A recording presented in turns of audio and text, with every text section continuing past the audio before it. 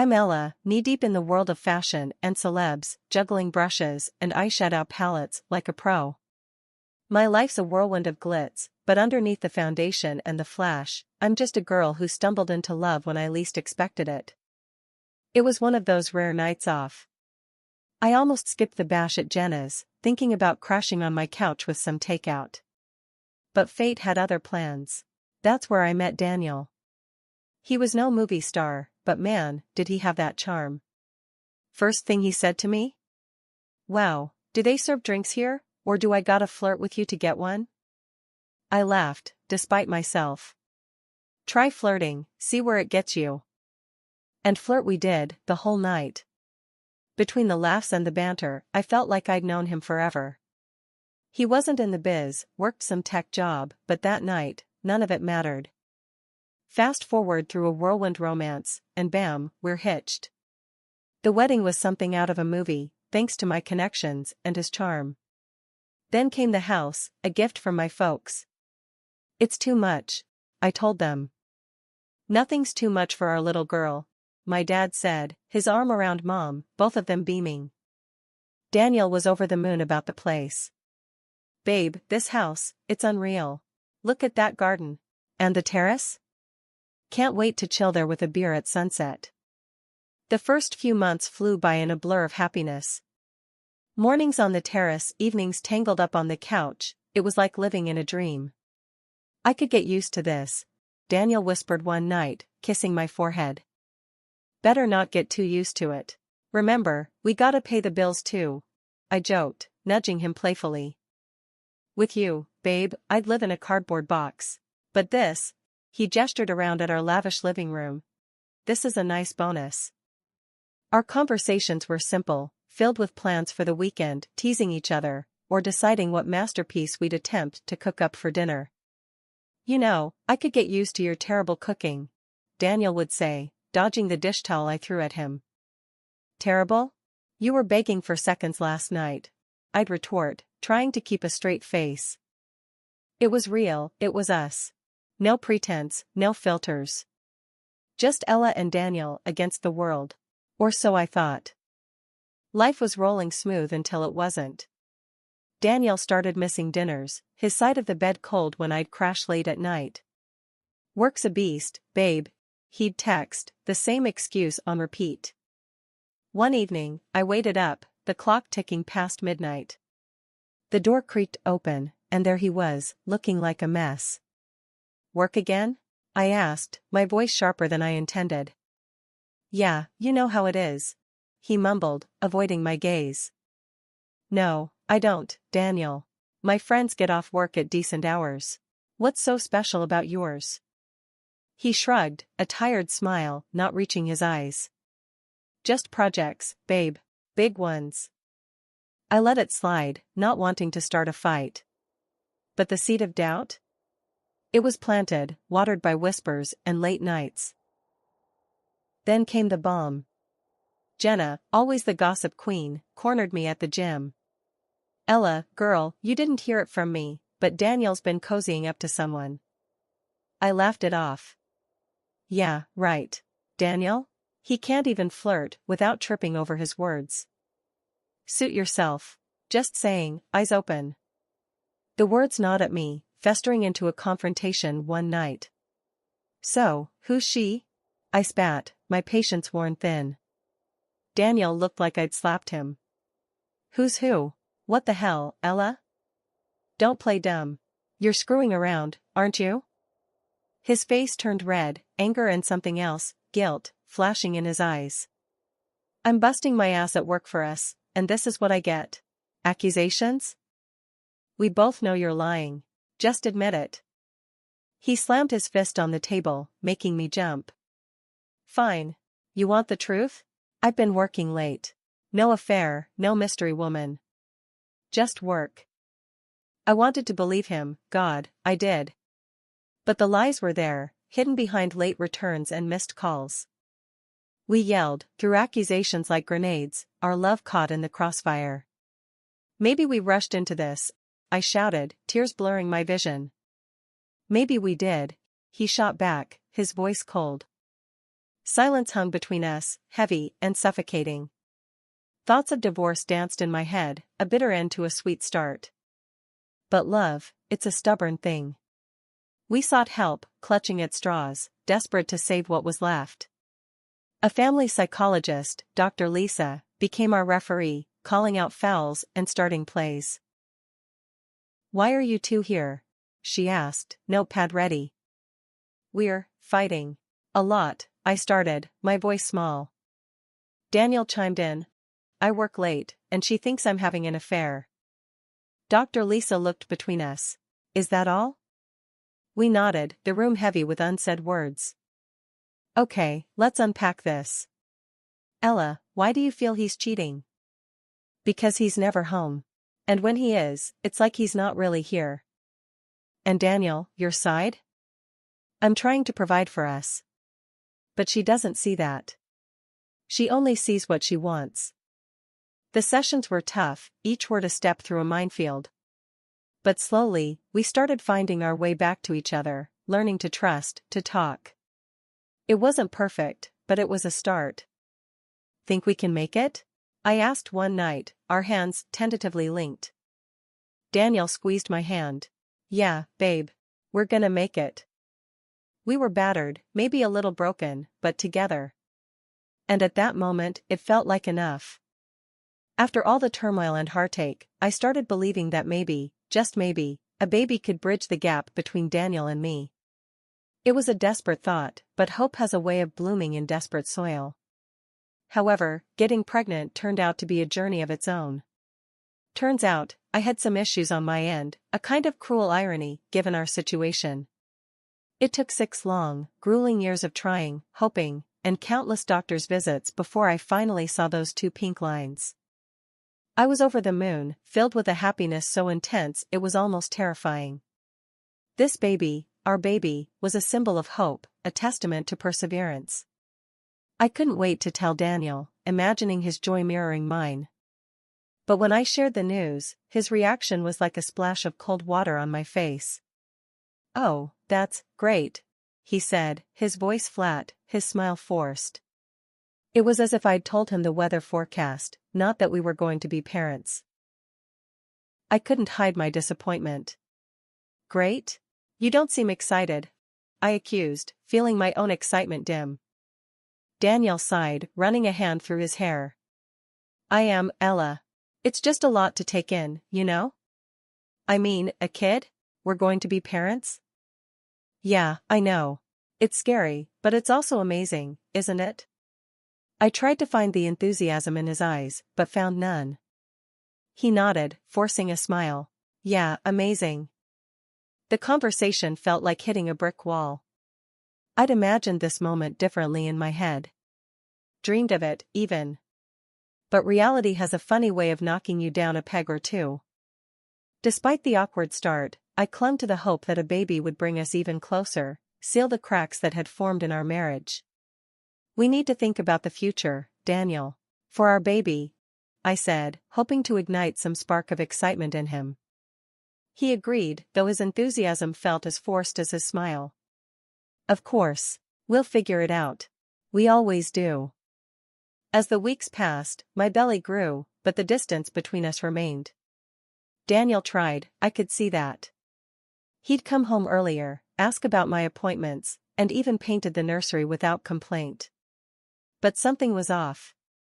It was like he was going through the motions, doing what he thought was expected of him, not what he wanted. And then our miracle was born, and I was not up to it. Life with a newborn should have been about diaper changes, midnight feedings, and those quiet moments of wonder watching your baby sleep. Instead, it felt like I was living with a ghost. The whole cycle started again, like a bad rerun of a show you hated but couldn't stop watching. Daniel turned back into the man I feared would reappear. His promises to change, to be present, felt like empty words, vanishing into thin air the moment they were spoken. Late nights at work became his new norm, each excuse more elaborate than the last. First, once a week, then almost every day. "Work's crazy, babe. You know how it is," he'd say, his voice a rehearsed tape I'd played too many times in my head. One night, as I rocked our son to sleep, I heard the front door creak open. It was late, way past when normal people finish work. I waited for Daniel to come upstairs, to sneak a peek at his sleeping son or even attempt a whispered apology for missing yet another bedtime. But there was nothing. Just the soft snuffle of our baby and the distant sound of the TV flicking on downstairs. I couldn't stand it. Wrapping our son a little tighter in his blanket, I made my way downstairs, ready for a confrontation. I found Daniel sprawled on the couch, eyes glued to some late-night show. "Really, Daniel? Another late night? This is becoming a habit," I said, trying to keep my voice steady, not wanting to wake the baby. He glanced at me, irritation flickering across his face. "What do you want me to say, Ella? That I'm out partying? I'm working, for God's sake." "Working? Or avoiding us?" The words spilled out, bitter and sharp. Daniel stood up, his expression hard. "You think I don't want to be here? With my son?" There was a challenge in his voice, but it didn't reach his eyes. "I don't know what to think anymore, Daniel. You're never here. And when you are, you're not really with us." My voice broke, a mix of anger and desperation. He sighed, running a hand through his hair. "I'm trying, Ella. You think I don't know I'm screwing up? But what do you want from me?" "I want you to be a father, to be present. Not just a guest in your own home." I was shouting now, the frustration of the past weeks, months, boiling over. Daniel looked away, the fight going out of him. "I'm sorry. I'll try harder, I promise." Promises. We'd had plenty of those. Yet, as I looked into his face, searching for something, anything, to cling to, I realized I wanted to believe him. For our son, for us, I had to believe him. "Okay," I whispered, more to myself than to him. "But we can't keep going like this. We need to make some changes." 2 more months have passed, and Daniel's work has not gone away. His promises to change, to be present, felt like empty words, vanishing into thin air the moment they were spoken. Late nights at work became his new norm, each excuse more elaborate than the last. One night, I couldn't stand the silence, the doubt eating away at me. I confronted him, my voice laced with a tiredness that went beyond sleepless nights with a newborn. "Are you seeing someone else, Daniel?" His reaction was swift, a mix of anger and indignation that felt too rehearsed. "What? No. How can you even say that?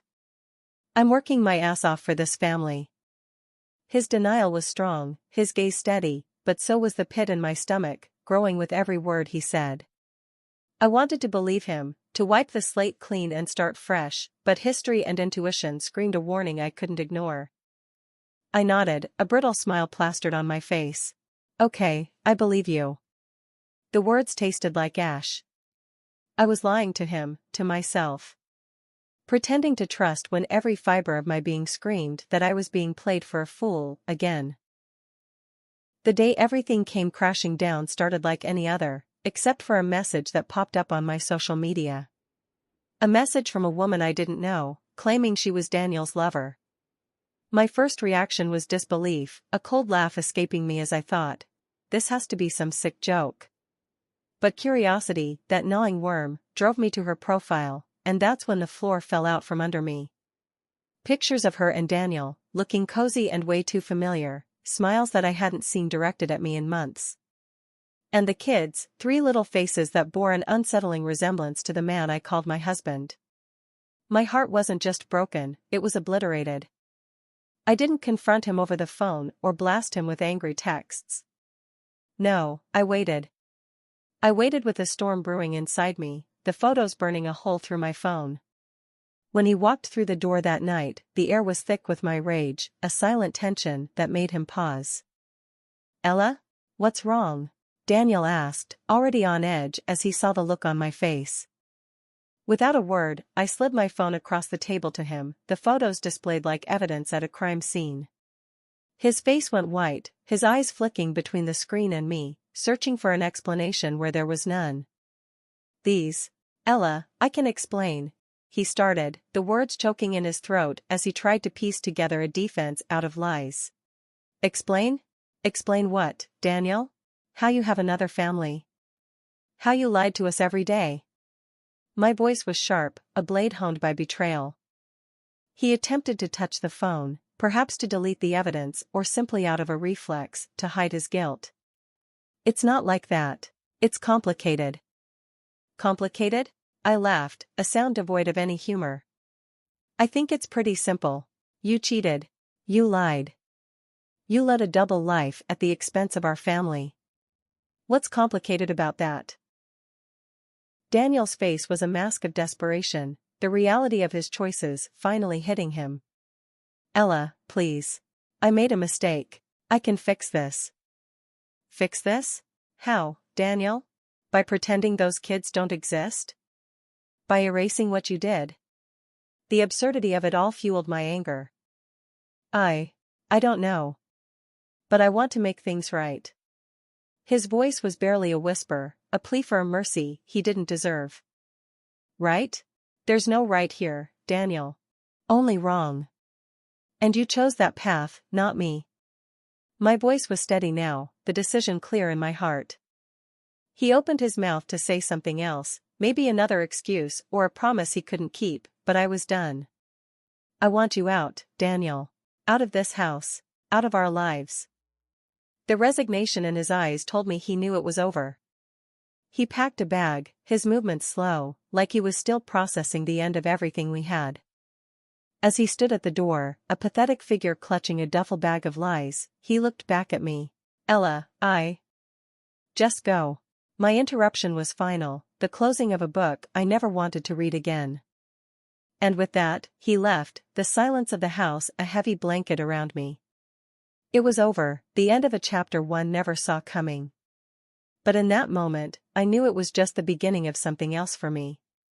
A few days later, there was a pounding at the door, so fierce it made me jump. I barely had time to react before she barged in, the woman from the photos, with Daniel cowering behind her like a child caught stealing candy. She wasted no time, strutting through my home like she owned the place, eyeing every room with a calculating gaze. Daniel wouldn't meet my eye, his shame a tangible thing that filled the room even more than his mistress's arrogance. Finally, she turned to me, her eyes cold. You need to leave. Take your kid and go. A tiny apartment should be enough for the two of you. I stared at her, disbelief and anger warring inside me. Excuse me? She crossed her arms, smirking. You heard me. I have 3 kids with him. We need this house more than you do. I glanced at Daniel, expecting him to say something, anything. But he remained silent, a spectator in his own life's destruction. And you'll be leaving by next week, she added, as if announcing a change in the weather, not uprooting my entire life. As they left, Daniel not daring to say a word, the absurdity and audacity of the situation sank in. The woman who helped break my marriage now wanted to take my home, too. It was surreal, like a bad dream I couldn't wake up from. A week had dragged by, and as promised, the doorbell rang with an urgency that only someone deluded enough to think they owned the place would have. Opening the door, I found them, the unlikely duo, Daniel's mistress, oozing false confidence, and Daniel, looking like a man who'd lost at his own game. You're still here? The mistress spat out, her eyes darting around, taking in the unchanged scene within. Why wouldn't I be? It's my house. I shot back, leaning against the doorway, finding strength in my stance. Her eyes flickered to Daniel, seeking some kind of affirmation. He, with a shrug that carried the weight of his lies, managed to mumble. We bought this house together after the wedding.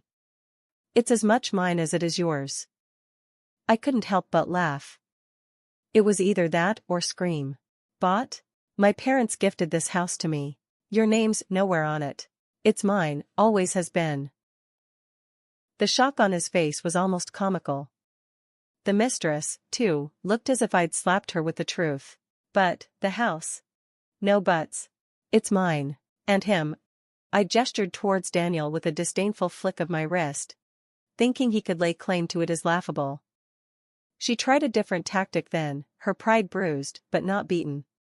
Well, you may have the house, but I have him. A rich man with a hefty salary. I burst out laughing. The absurdity of the situation demanded it. Rich? Hefty salary? He's been playing you. He's a clerk, always has been. There's no wealth there. She turned to Daniel, her face a mask of disbelief and anger. Is this true?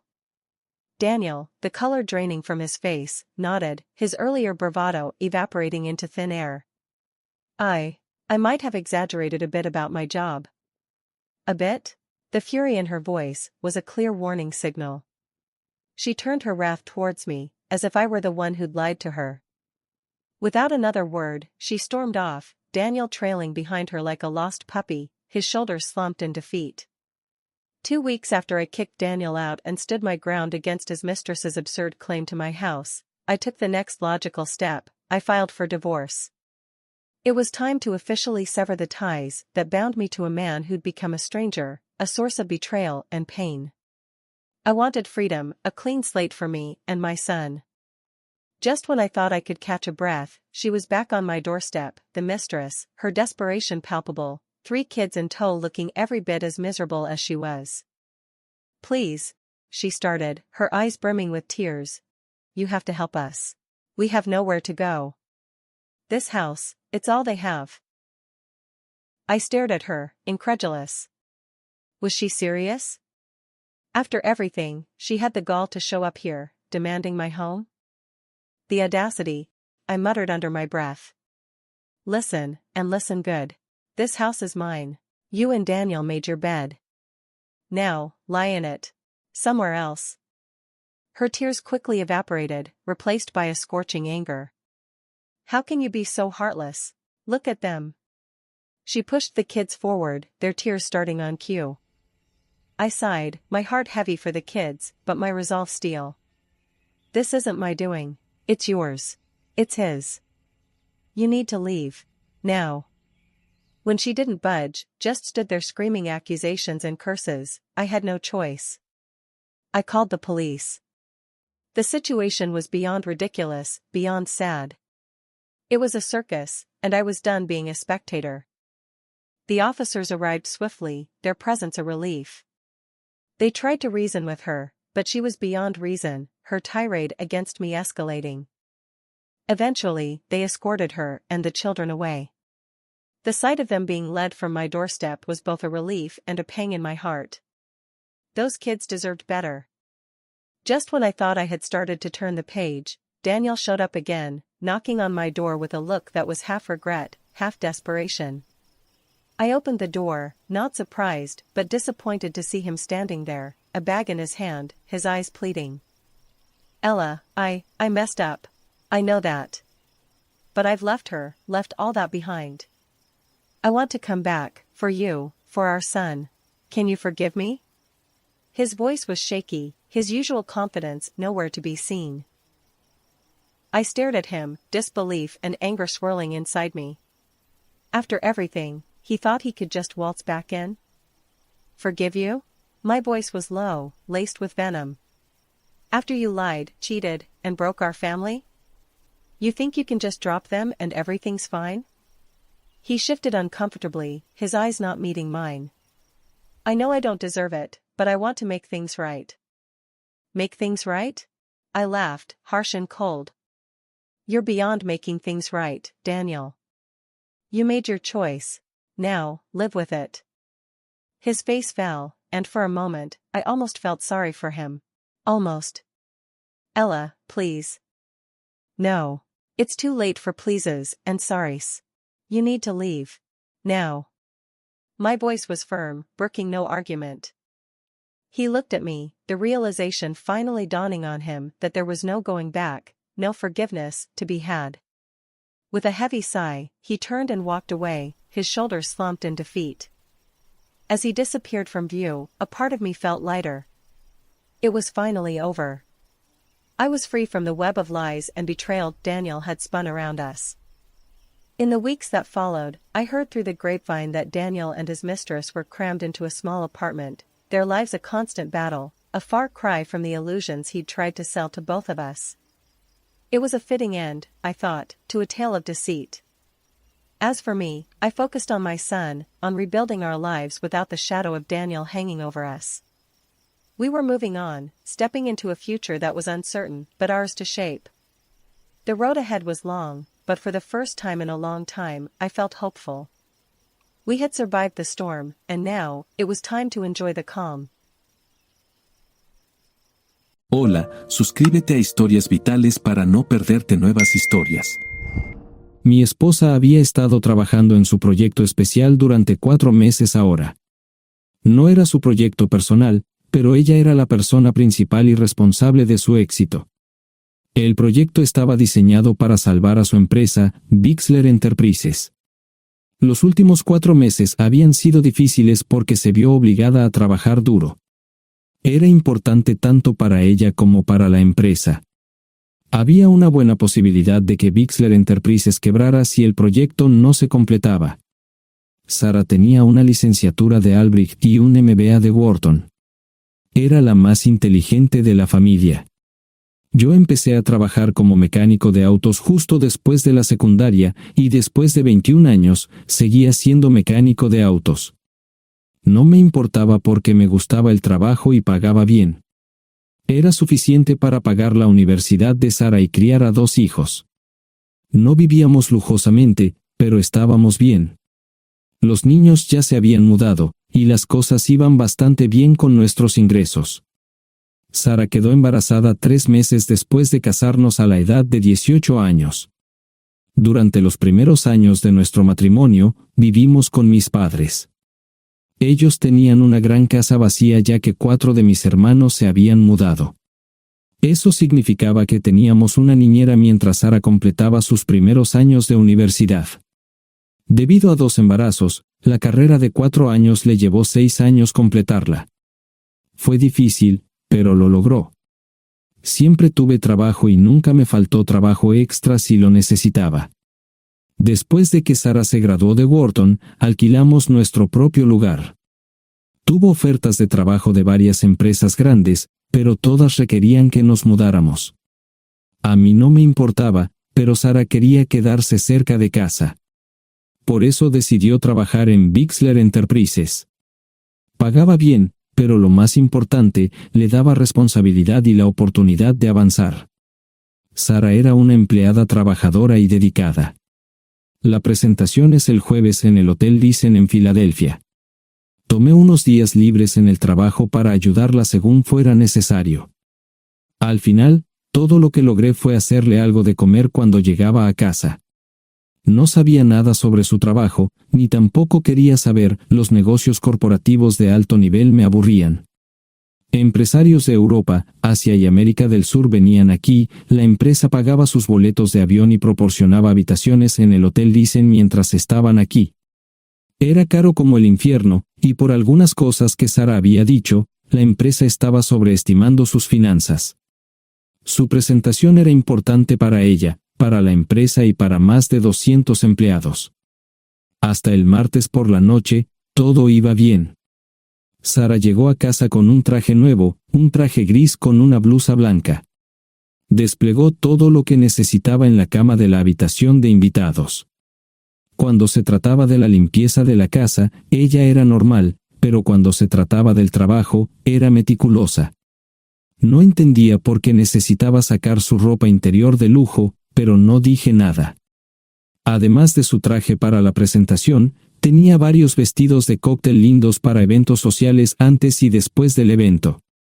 Siempre había evitado tales eventos, pero me sentía obligado a ir con ella si ella quería que lo hiciera. Me agradeció la oferta, pero dijo que no era necesario. Todos los materiales y equipos que necesitaba estaban guardados ordenadamente en el maletero de su Volvo.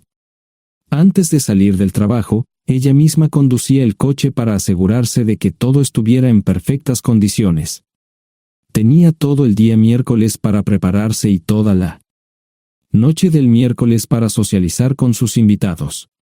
Sara era tan buena en lo que hacía que sentía que habría sido mejor si simplemente me hubiera mantenido alejado de ella. Finalmente, había terminado. Lo había revisado y vuelto a revisar todo. Todo lo que necesitaba ahora era una ducha caliente y una buena noche de sueño. Supongo que mi error fue que empecé a revisar sus cosas después de que Sara comenzara a ducharse. Pensé que estaba ayudando, pero resultó ser lo contrario. Estaba moviendo cosas en la cama cuando un pequeño sobre blanco cayó del bolsillo lateral de su bolso de maquillaje.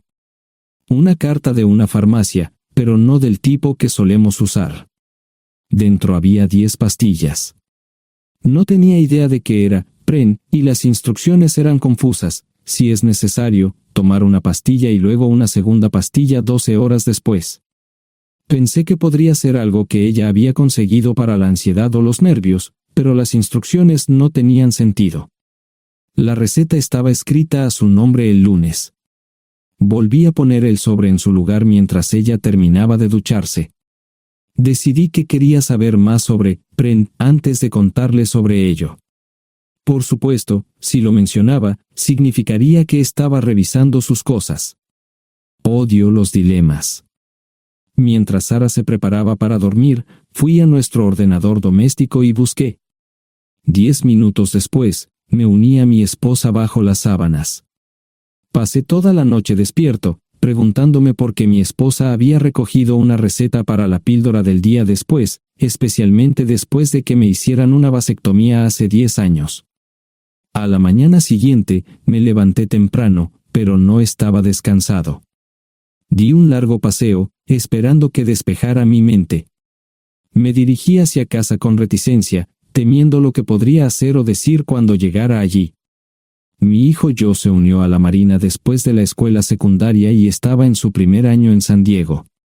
Nuestra hija Gloria se casó con su amor de la infancia el año pasado y acababa de mudarse a Dallas. Eso dejaba solo a Sara y a mí. Echaba de menos a los niños, pero esperaba envejecer con mi esposa. Ella era la única mujer que me había interesado, y ahora todo estaba. Si Sara estaba teniendo una aventura, lo ocultaba bien. Por supuesto, nunca la vigilé. Nunca miré sus correos electrónicos o llamadas telefónicas. No tenía razones para hacerlo. No tenía forma de saber qué estaba haciendo en el trabajo o después del trabajo. Confiaba en ella completamente. Ion, ¿dónde demonios has estado? ¿Quieres huevos o algo? No, solo café. No me sentía con muchas ganas de hablar. ¿Qué pasa, cariño? Solo son 3 días. Puedes venir si quieres, pero te aburrirás como una ostra. No, realmente no quiero ir, pero odio dejarte sola. Me preocupo cuando no estás aquí. Es muy dulce, querido, pero estará bien. No voy a salir del hotel en todo este tiempo. Pasaré la mayor parte del día asegurándome de que la sala de conferencias esté lista, y esta noche tendré una agradable charla con nuestros posibles clientes. Mañana, probablemente ni siquiera tendré la oportunidad de ir al baño. Llegaré a casa lo más temprano posible el viernes. Te prometo un gran fin de semana si sabes a lo que me refiero. Todo eso suena bien, pero no puedes culparme por preocuparme. Soy un mecánico de autos, y tengo una esposa hermosa y exitosa. A veces tengo la sensación de que estás menos interesada en mejorar nuestra situación familiar que en avanzar en tu carrera. Detente, maldita sea, Ion. Siempre he respetado lo que haces para ganarte la vida y nunca he insinuado lo contrario.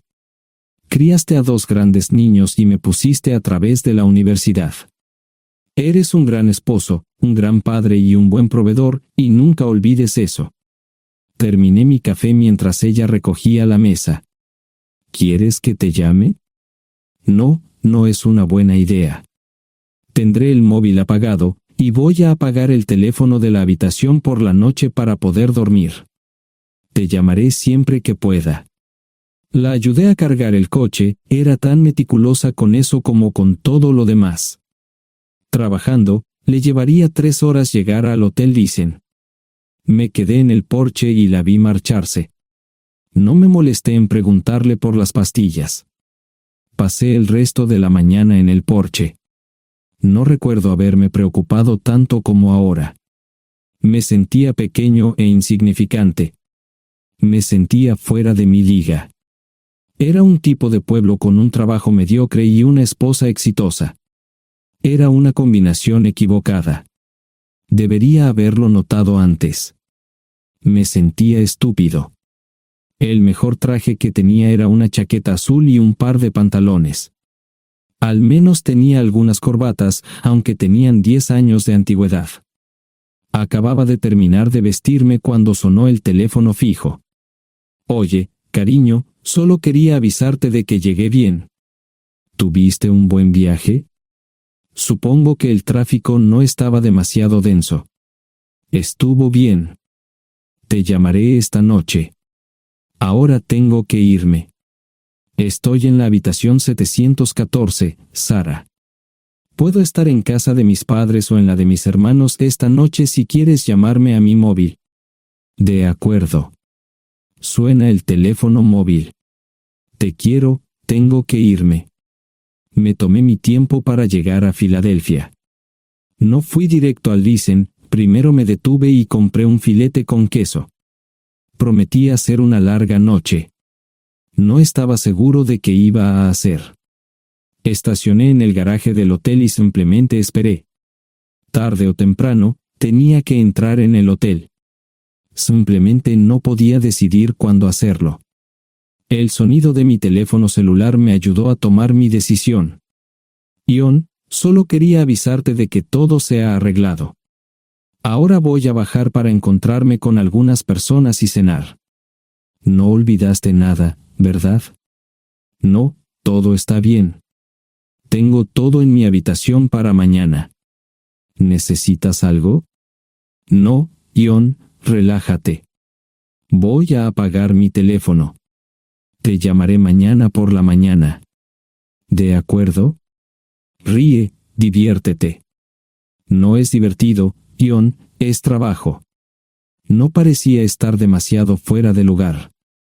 El vestíbulo, el restaurante y las salas de conferencias estaban llenos de gente, así que pude pasar desapercibido. Había un folleto pequeño y bonito que mostraba el diseño de todas las habitaciones del hotel. Me paseé por las diferentes habitaciones y me detuve en las paredes, mirando alrededor entre la multitud. No tenía ni idea de qué haría si Sara me veía. Lo averiguaría si y cuando eso sucediera. Encontré un tablero de eventos que enumeraba todas las habitaciones que estaban siendo utilizadas por los diversos grupos. Bixler Enterprises no tenía habitaciones disponibles para el miércoles por la noche. Esto me pareció interesante. Sara había dicho que no iba a salir del hotel, pero ahora no estaba tan seguro de eso. Había 3 comedores, familiar, informal y de alta cocina. A Sara no le gustaba mucho cenar con niños, así que fui primero al comedor informal. Solo me llevó 5 minutos asegurarme de que no estaba allí. Tuve mejor suerte en el salón gourmet, era una acogedora mesita encajada en la esquina, el tipo de mesa que la gente reserva para tener un encuentro privado. Sara llevaba un vestido de cóctel negro con un escote pronunciado y perlas, se veía elegante y su acompañante parecía apreciarlo. Conocía a algunas personas con las que trabajaba Sara, y él no era una de ellas. Me resultaba familiar, pero no había forma de que pudiera recordarlo. Había muchas sillas libres, así que no tuve problemas para cruzar la sala. Había velas y pequeños candelabros de cristal en las mesas. Apagué la mía y le dije al camarero que me molestaba por el glaucoma. Pedí el plato de pollo de siempre y me acomodé. El camarero me sirvió el café por tercera vez. Disculpe, el tipo en la mesa de enfrente me parece muy familiar. ¿Sabes quién es?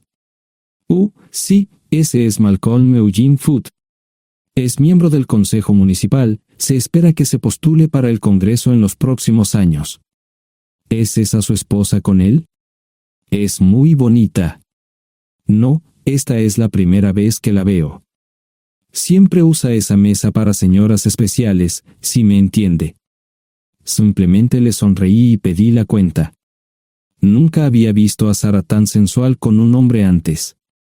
Parecía captar cada palabra que decía, como si fuera Dios o algo así.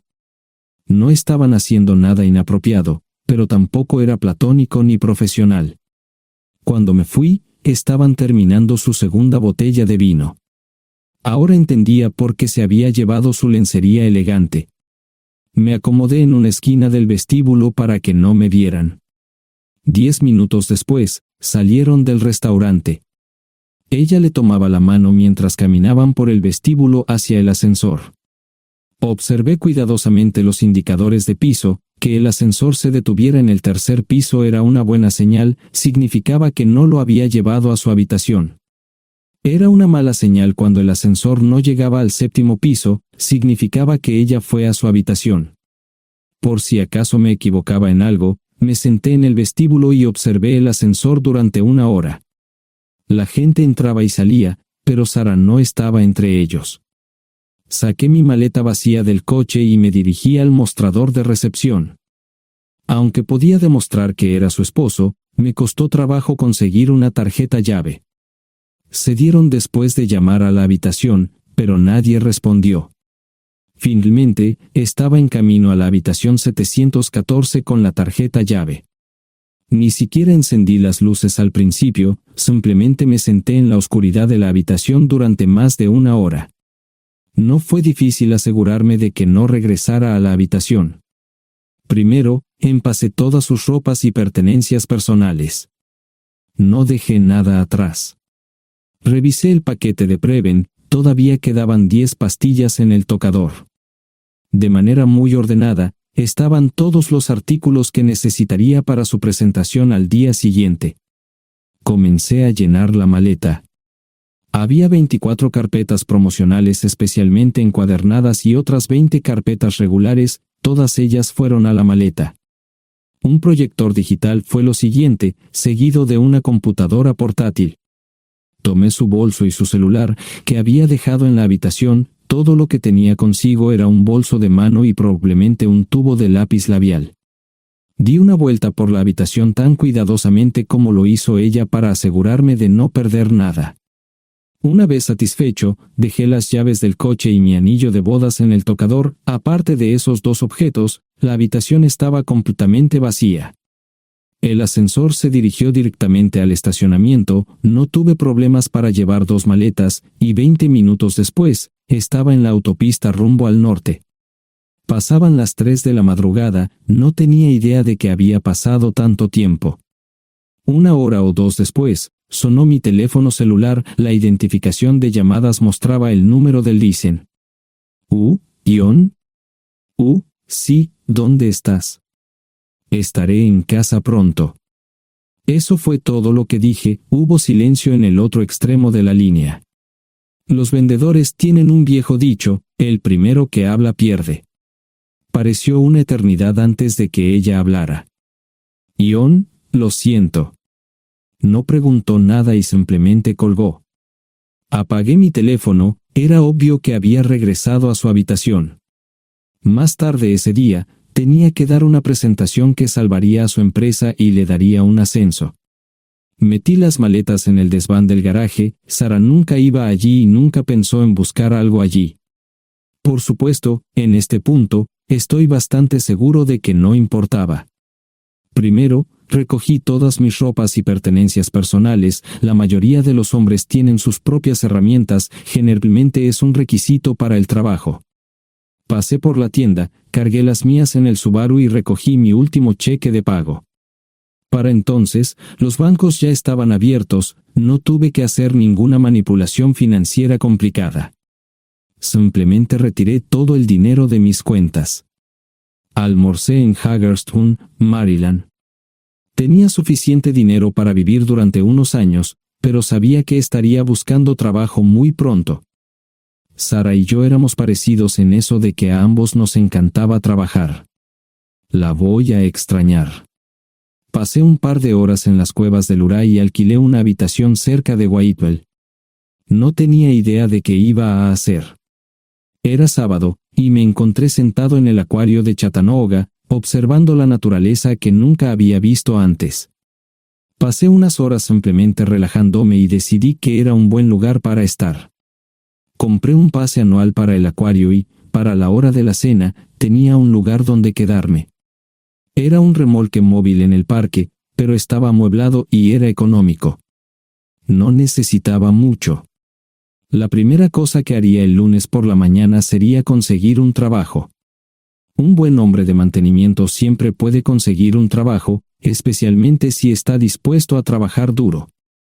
Podría permanecer discreto hasta que fuera el momento de renovar mi licencia de conducir o las etiquetas del coche, me preocuparé por eso cuando llegue el momento. El domingo por la tarde, llamé a Gloria. Me sentí obligado a informarle sobre lo que estaba sucediendo, pero Sara ya se lo había contado. Fue bastante franca con Gloria sobre lo que había pasado, dijo que había engañado, que la sorprendí, que me fui y que ella perdió su trabajo. Me sentí mal porque ella perdió su trabajo, pero ese era el precio que tenía que pagar. Le pedí a Gloria que le dijera a Josh lo que estaba sucediendo la próxima vez que hablara con él. También le dije que la llamaría aproximadamente una vez al mes para verificar cómo iban las cosas. No le dije dónde estaba. Para el mediodía del día siguiente, tenía un trabajo. En realidad, estaba a poca distancia del parque de remolques, con el Waffle House a mitad de camino. ¿Qué más podría querer un hombre? No sé cómo manejaron el papeleo, pero me estaban pagando $20 por hora sin hacer preguntas. Estaba feliz, y ellos también. Ni siquiera tendría que tocar el dinero que traje conmigo. Unos 2 meses después, Gloria me informó que Sara se había mudado de la casa y estaba viviendo con sus padres. Gloria no sabía nada más, pero estaba feliz de que estuviera estable y le estuviera yendo bien. Josh me llamó desde San Diego solo para informarme que iba a hacer un crucero. Era técnico en aviónica en un portaaviones, intentó explicar qué hacía exactamente, pero estaba más allá de mi comprensión. Nunca supe mucho sobre cosas técnicas. Ambos tuvieron cuidado de no decir nada malo sobre su madre, aprecié eso. Después de eso, todo siguió como siempre. Comencé a hablar con Gloria al menos semanalmente, Josh y yo comenzamos a enviar correos electrónicos regularmente. Gloria hablaba regularmente con Sara, pero decía muy poco sobre lo que estaba haciendo o dónde estaba. Nunca presenté la solicitud de divorcio, y parece que Sara tampoco lo hizo. Tengo una licencia de conducir de Tennessee y las etiquetas en el Subaru. Comencé a frecuentar un bar local un par de veces al mes y tuve encuentros casuales, 2 mujeres se alternaban como mis compañeras nocturnas regulares. No buscaban compromisos, y yo tampoco, parecía funcionar bien para todos nosotros. La vida era buena. Eso fue hace mucho tiempo, y gradualmente olvidé a Sara.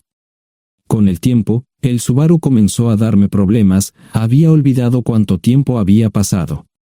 Tenía más de 200,000 millas. Estaba reflexionando sobre esto con una jarra de cerveza un día cuando me di cuenta de que habían pasado casi 5 años desde que me fui de casa. Mantuve un contacto cercano con ambos hijos, Gloria ya tenía 2 hijos propios en este momento y quería que los visitara. Josh casi se casó con una mujer tailandesa, pero en el último momento, se negó. Por lo general, trabajaba 6 días a la semana y usaba el domingo para recuperarme del sábado por la noche, no había ninguna buena razón para que alguien llamara a la puerta de mi remolque a las 6 de la mañana de un viernes. Su grosería fue recompensada por un hombre medio desnudo abriendo la puerta, los calzoncillos del día son repugnantes, y la dama en la puerta, juzgando por la expresión en su rostro, estuvo de acuerdo conmigo. Ella apartó la mirada, pero su compañero no parecía impresionado. Norm habría usado pantalones, pero en un momento como este, los invitados me molestaron. Estamos buscando a John Terrell. No los conozco. Me llamo David Simmons, y esta es mi esposa Mara. Tenemos un problema y esperamos que nos puedas ayudar. Lo siento mucho, no trabajo a altas horas de la noche. Si necesitan algo relacionado con su auto, tendrán que ir a la tienda. Esto provocó varias miradas en blanco y finalmente una respuesta. No tiene nada que ver con tu trabajo, es más un problema personal. ¿Podemos entrar? El interior del remolque lucía desordenado, rara vez tenía invitados, así que rara vez lo limpiaba. Incluso mis novias insistían en que fuéramos a su lugar. Hagan como en su casa, déjenme ponerme los pantalones enseguida. Al entrar en el dormitorio, dejé la puerta abierta solo para mostrarles lo hospitalario que soy. También me puse una camisa. ¿Les gustaría tomar café? Solo tomará unos 10 minutos. Aparté algunas cosas del sofá para que pudieran sentarse. No hubo respuesta a la pregunta del café. Tenemos una hija adoptiva de 4 años y otra de 2 que necesita un trasplante de médula ósea, y esperamos que nos puedas ayudar. Estamos dispuestos a pagarte si es necesario. ¿Con mi médula ósea?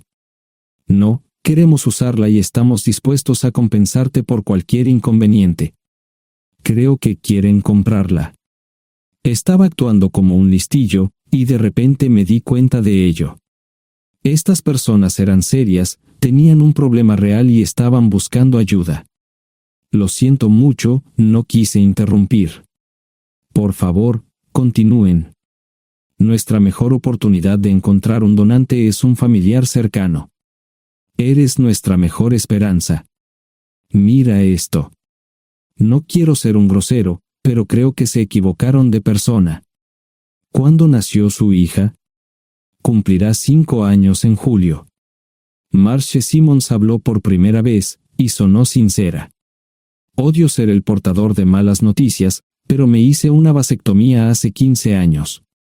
No hay forma de que pueda ser su padre.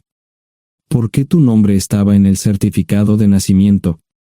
No puedo responder eso, tal vez deberían preguntarle a su madre. Esa afirmación fue recibida con silencio. Sentí pena por estas personas, pero no sabía cómo ayudarles. ¿Cuál es el nombre de la madre? Sarah Lise Terrell.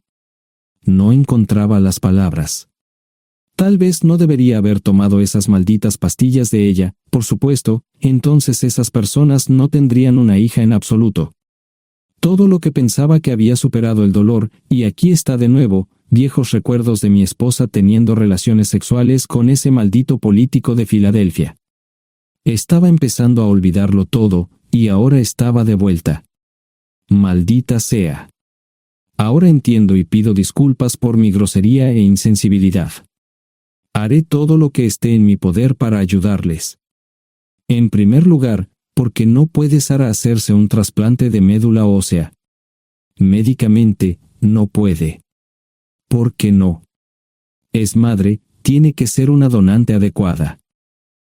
Ella es una donante adecuada, pero está demasiado enferma. Los médicos se negaron siquiera a considerar utilizarla. ¿Enferma de qué? Está muriendo de insuficiencia hepática. Le quedan menos de 6 meses de vida.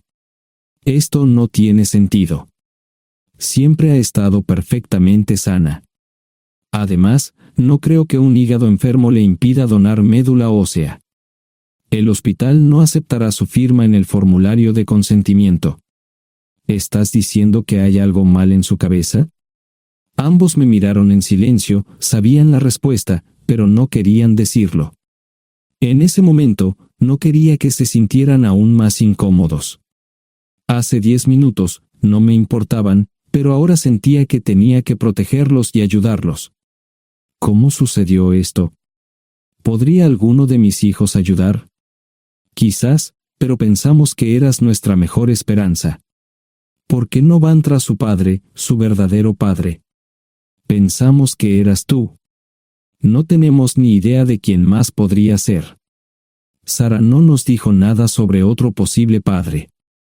De hecho, ella no estaba en condiciones de explicar nada, agregó Mara. Obtuvimos la mayoría de nuestra información de la agencia de adopción. Tuve que preparar café y hacer pis, permítanme un momento. Dejé a mis invitados sentados mientras preparaba el café. Solo tomó unos minutos. Mientras se preparaba, fui al baño, algo que necesitaba hacer urgentemente. Traté de ser discreto, ya había avergonzado lo suficiente a Mara. ¿Dónde viven? En Westchester, Pensilvania. Les haré una oferta. Si les digo quién es el verdadero padre de su hija, deben prometerme que lo perseguirán sin descanso hasta obtener lo que desean. ¿De qué estás hablando? El padre de su hija es un político prominente en Pensilvania. Por supuesto, negará todo y probablemente les proporcionará documentos legales para detener sus esfuerzos. Si acuerdan presionar lo suficiente para que él admita que la niña es suya, podrán avergonzarlo y obligarlo a hacerse un trasplante de médula ósea.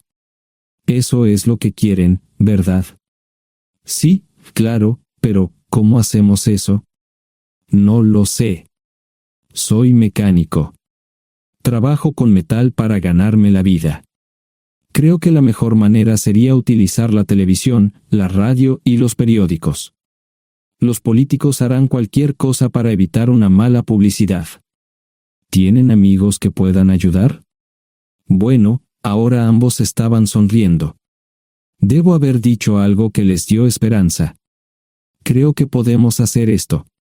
¿Quién demonios es él? Malcolm Eugene Foote. Se postula para el Senado de los Estados Unidos. Apuesto a que hará cualquier cosa para evitar una mala publicidad. El café estaba listo, pero David y Marchen no podían esperar para llegar a casa. Antes de irse, les dije cómo ponerse en contacto con Gloria y Josh en caso de que los necesitaran. Estaba seguro de que ayudarían. También les pedí que me dijeran dónde estaba Sarah. Probablemente estaría en Pensacola antes de que ellos regresaran a Westchester. Me corté el pelo y compré una camisa nueva. Sarah era una tramposa que arruinó mi vida, pero aún así quería lucir bien cuando la viera. Era otro remolque, pero esta vez era un bonito doble nuevo. Allí estaba su Volvo con una llanta desinflada y un parabrisas roto. La mujer que abrió la puerta no era Sarah, parecía que la habían empapado fuerte y la habían dejado empapada. Tenía al menos 45, tal vez 50, y debió haber tenido una vida difícil.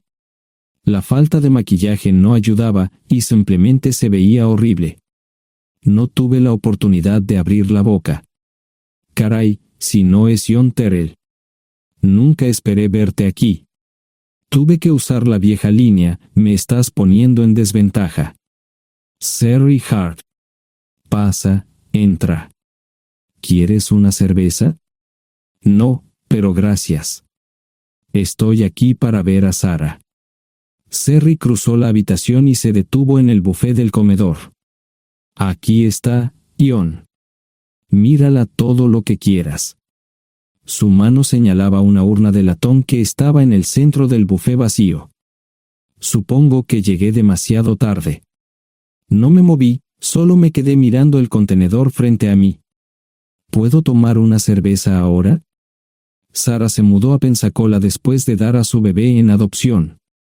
Compró el remolque con el dinero que recibió de Bixler Enterprises después de que la despidieron. Tenía una participación en las ganancias, 401k, y vacaciones y días de enfermedad. Eventualmente, consiguió un trabajo en una fábrica local de prendas de vestir donde trabajaba en el departamento de envíos. Allí fue donde conoció a Sherry. Sherry alquilaba una habitación de Sarah. Cada centavo que Sarah ganaba iba para el alcohol. Empezó con vino y gradualmente pasó a bebidas más fuertes, las más baratas. Eventualmente, perdió su trabajo debido a su alcoholismo y se vio obligada a usar sus ahorros. Nunca salió con nadie ni salió a ningún lado. Sherry se quedó con ella, pagó sus servicios públicos y compró alimentos que Sarah no comía. Le llevó más de 3 años quitarse la vida. Increíblemente, ella tenía un testamento y me dejó un doble remolque y un Volvo. Sherry explicó que Sarah estaba tan angustiada por lo que había hecho que simplemente se rindió. No intentó evitar el embarazo ni siquiera terminarlo. La adopción se había arreglado meses antes de que naciera el bebé. Nunca volvió a trabajar, excepto en los trabajos clandestinos que hacía mal. Sherry dijo que Sarah no parecía tener ambición ni propósito en la vida. Sarah hablaba mucho de mí pero tenía miedo de intentar contactarme. Gloria le dio mi número, pero nunca me llamó. Era como si su aventura de una noche la hubiera lastimado más a ella que a mí. Estuve allí durante 2 semanas y luego vendí el remolque de Cerry por $1 y obtuve $3,000 por el Volvo. 2 días después, estaba en Westchester visitando a mis nuevos amigos David y Marche. Malcolm Eugene Foote resistió al principio, pero David y Marche lo presionaron hasta que cedió. Insistió en pruebas de ADN, que demostraron que era el padre. Para salvar la cara, más o menos lo obligaron a someterse a un trasplante de médula ósea, que fue exitoso. La carrera política y la vida familiar de Malcolm no dejaron una impresión favorable. Su caída en las encuestas fue tan rápida que el partido lo reemplazó por otro candidato unos meses antes de las elecciones. Su esposa solicitó el divorcio y fue muy pública al respecto. Sara y yo estamos viajando ahora a Dallas para ver a Gloria y a mis nietos. No sé cuánto tiempo mantendré a Sara conmigo, probablemente hasta que tenga a alguien.